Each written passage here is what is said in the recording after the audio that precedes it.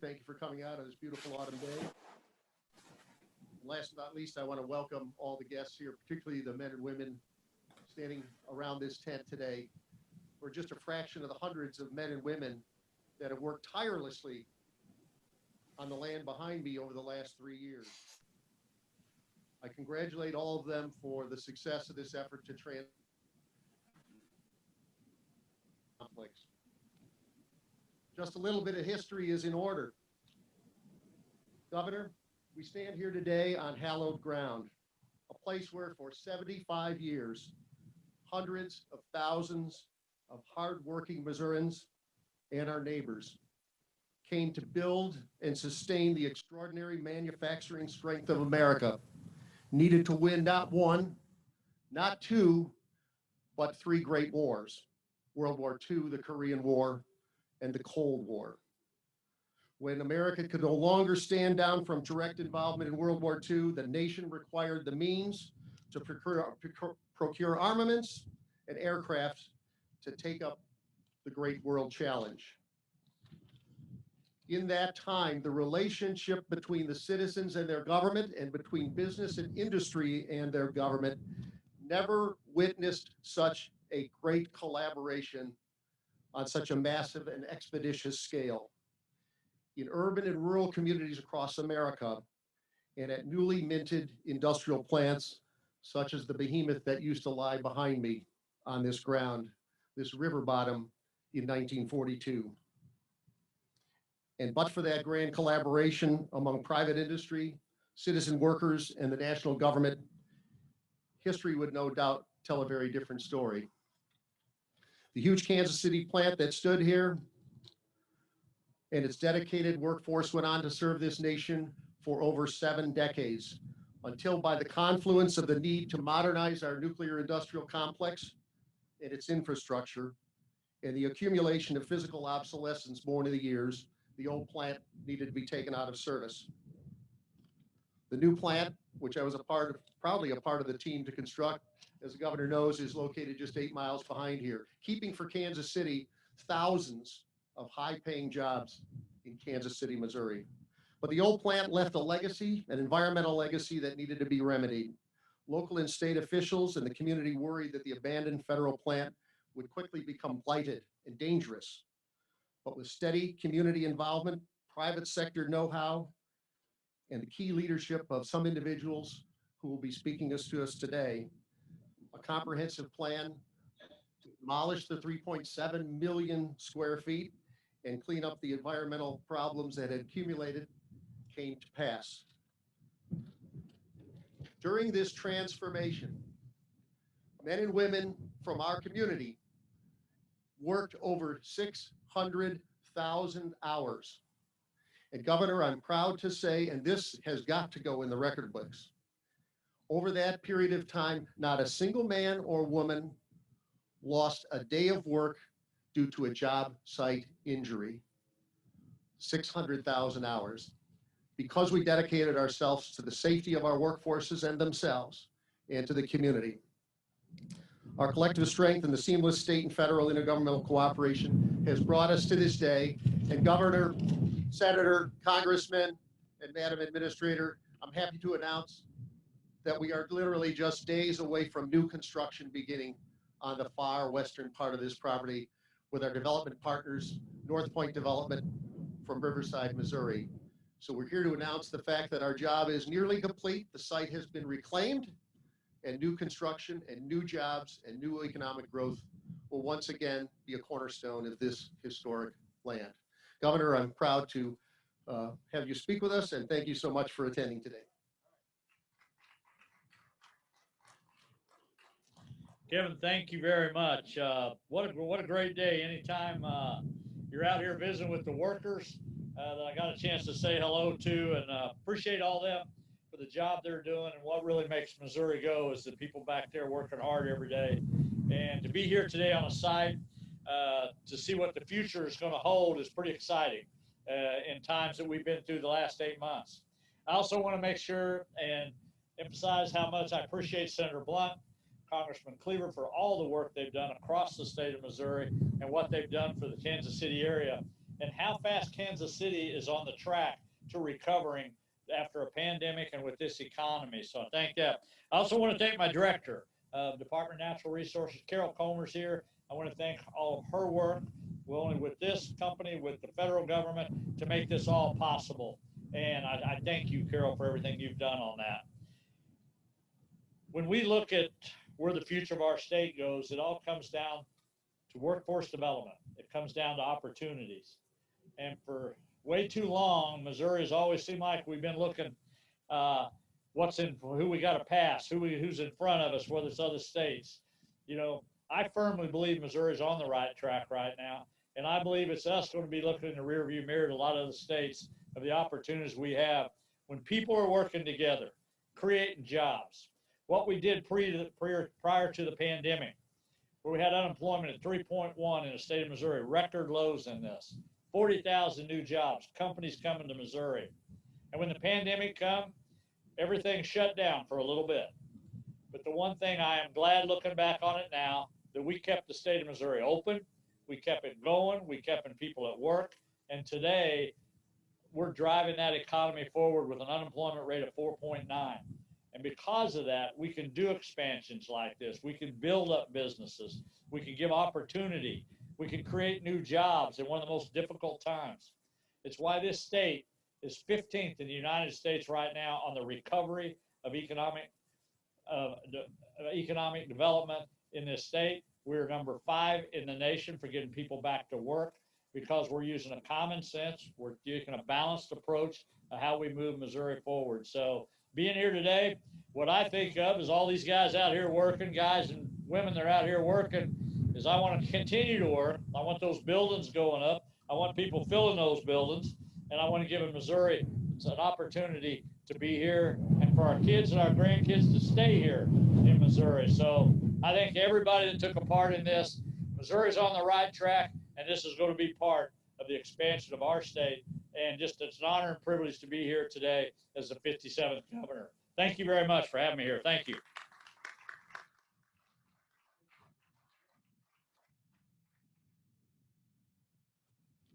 Thank you, Governor Parson. And I'm so glad you mentioned Dr. Comer, the Director of Natural Resources. I couldn't agree more. The Department of Natural Resources, the Environmental Protection Agency, they were critical partners in this success throughout this endeavor. Without the teamwork, we wouldn't find ourselves here today. Talk about teamwork, another instrumental individual, a true leader in Missouri, Senator Roy Blunt, my friend, will be joining us now from Washington, D.C., where the Senate is still in session. Roy was instrumental in writing the critical legislation necessary to make this transformation possible. And then working across the aisle with Congressman Cleaver, he secured the financial resources necessary to make this great project possible. I'm honored to introduce Senator Roy Blunt, calling us from Washington, D.C., from the Capitol, and he'll be joining us, as will Congressman Cleaver and the administrator of NNSA by Zoom, and I hope the technology will cooperate with us. Senator Blunt? If I'm unmuted, great to be with you. Great to be with you even if I'm still muted, but what a great day for this location. Kevin, I want to say your leadership in this project has been extraordinary. Ahead of schedule. I heard you mention the incredible work record of working without injury for almost a million work hours.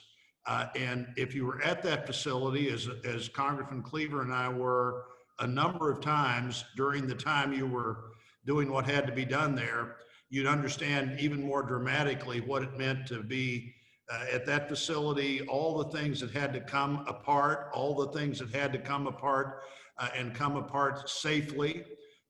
And to see this facility where it is today, this great location, the governor's support has been tremendous in finishing this project up. Director Comer has been incredible in being sure that a real partner was Missouri DNR and also EPA. They worked together, got the clearances we needed, didn't make this more difficult than it needed to be, but certainly made it as difficult as it needed to be to get this project safely where it is today. Congressman Cleaver and I were able to work together, and I think eventually we got almost $240 million dedicated to this site becoming a place for future jobs and future opportunity. The easiest thing to have done would have been to build a big chain link fence or maintain the fence that was already there and just have a security person drive by over and over again during the day and walk away. But the investment that federal taxpayers made in helping clean this property up. Now remember, this is a site that in July the 4th, 1942 was dedicated by Senator Truman. And actually I'm sitting right now in the Russell office building in the room he would have been working in at the time he was figuring out how can we get this important site to Missouri rather than to somewhere else in the country. And he was able to do that, you know, initially designed to be a place where they were building Navy aircraft. And then more and more things were added to where in many ways it became almost the factory for how we were going to defend America, what things we were going to try, what things we were going to see if they worked. And because of that, a lot of things were done on that site that we had to be absolutely sure were safely removed, safely remediated. So you could take this location, a great intersection of rail and water and highways really close. I was at the Port of Kansas City Saturday talking about what they have the potential to do at the Port of Kansas City, but also talking about how this site has many of those same characteristics and links into the great location that we have. And, you know, this could have been an abandoned location. Kevin Breslin and others talking to us about what could happen convinced Congressman Cleaver and I that this needed to be a location that was a vibrant place for new jobs rather than an abandoned location that had had 70 years of government jobs at that location. So what a great day.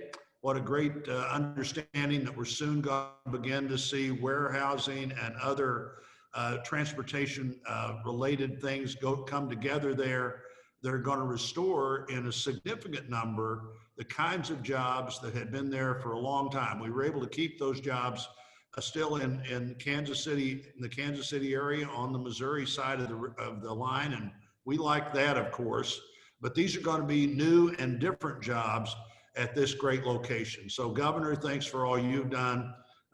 Emmanuel Cleaver, my good friend, we were able to work together on this.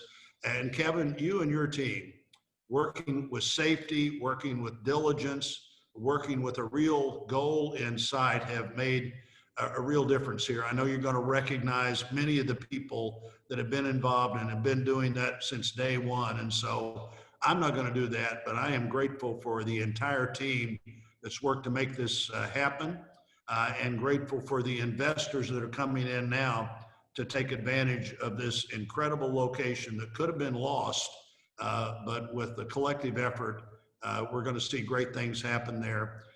We're in the middle of votes, so I'll cast one vote, came over here to be with you. Now I have to go back and do that second vote, but it's not for any lack of enthusiasm about this project. I wanted to be there in person, and there would have been a time on my schedule when I would have been. But let me tell you, I'm absolutely there in spirit, excited about what you're doing, how you're doing it, and excited about the future of this great Bannister site. Thank you, Senator Blunt. Again, without your support and sustained commitment, we wouldn't have gotten out of the ground.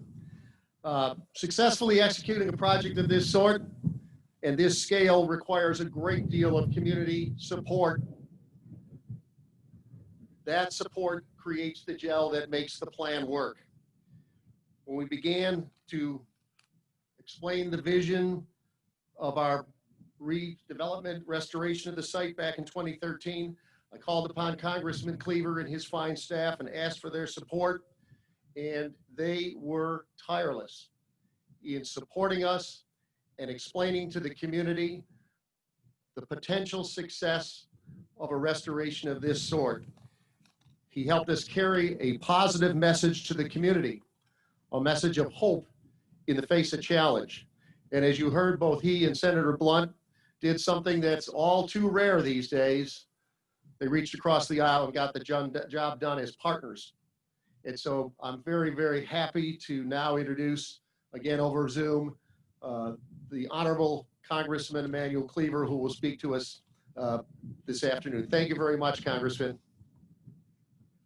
Look, let me just say this: there's some wonderful history with this project, with this, not only this project but this plant, and it goes back to February 1949, and even before that, United States Senator, as was mentioned by Roy Blunt, persuaded the Navy to build this facility in Kansas City, and then in 1942, during World War II, it was President Truman who was able to stand at a site out there to get the first contract to operate the KC plant.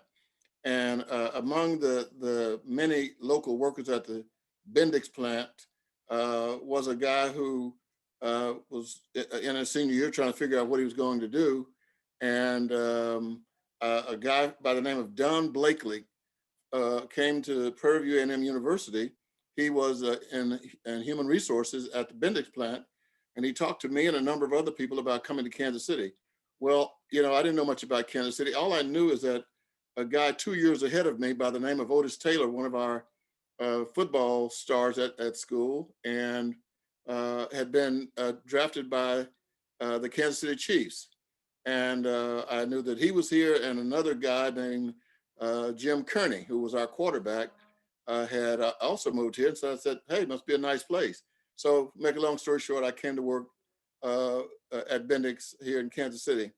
And decades later, it was heartening to see the cleanup and the transformation underway for this vital area right here in South Kansas City.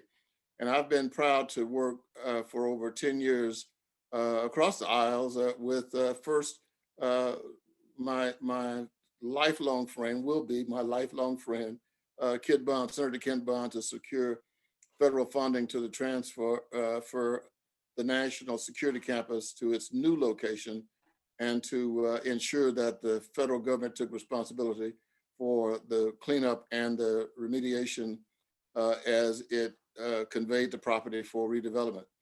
We also worked together in 2012 to have the site considered as one location for the purpose of environmental monitoring and permitting, rather than separate DOE and GSA sites. Look, I am proud that I'm from Missouri for a lot of reasons. And one of the reasons is that for the most part, Missourians will work together, and they are able to put political party affiliation aside. I was so joyful at a time when there was not a lot of joy, and that is right after the COVID began to wreak havoc across the country, that the governor called all of us together in the delegation, Washington delegation, and we meet every week to talk about what we could do together and to fill us in on the issues facing Missouri. And then Roy Blunt and I worked together on a number of projects. Just 2 weeks ago, we announced a coin bill, which won't mean much to anybody there, except that it can produce as much as $12 million for the Negro Leagues Museum. And we worked together on a $3 million coin deal about 5 or 6 years ago that created $3 million for the World War I museum and memorial. So Senator Blunt and I worked together on a number of projects, and we worked together to get the language, as he mentioned earlier, into the continuing resolution in December of 2016 that provided the full funding for the transfer of ownership of the Bannister complex. A delay, frankly, of that could have cost the government millions and millions of dollars. And though I was pleased to participate in the groundbreaking of the new Kansas City plan in 2008, in fact, I rode over there with now deceased Representative Ike Skelton to participate in the groundbreaking. And it was quite an event. And now I'm thrilled that we are making it possible for some additional jobs to come into this community. I mean, ultimately, this city is going to rise or fall on a couple of things. One, on our ability to attract major corporations, which will produce jobs to Kansas City, and whether or not our elected officials can work together. And the good news today is that we've done just that. So it's just a matter of time now. Good jobs are on the way. And thank you for having me here today. Thank you so very much, Congressman Cleaver. We do appreciate you joining us here today. We appreciate those kind words, and most of all, we appreciate all the support you've given us, and we know you'll continue to support our efforts here. So thank you. The transformation of this complex stands as a testament to the benefits of a strong, public, transparent, public-private partnership.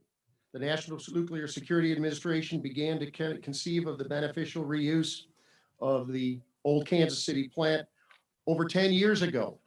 We had just begun building the new security campus, and already folks, leaders of the agency were thinking about what you see here today.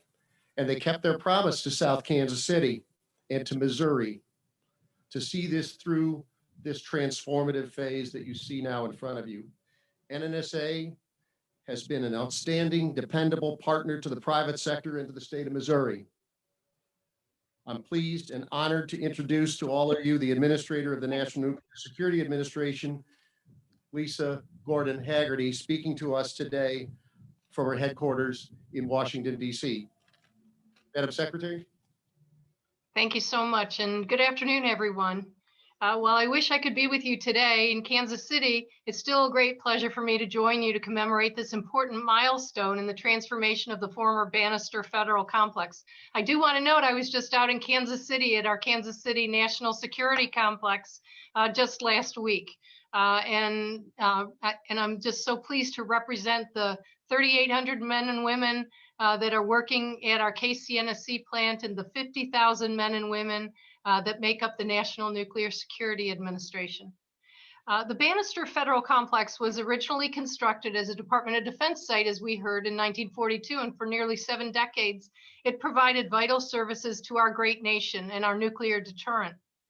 But more than a decade ago, NNSA decided we needed to move forward and a new facility was necessary.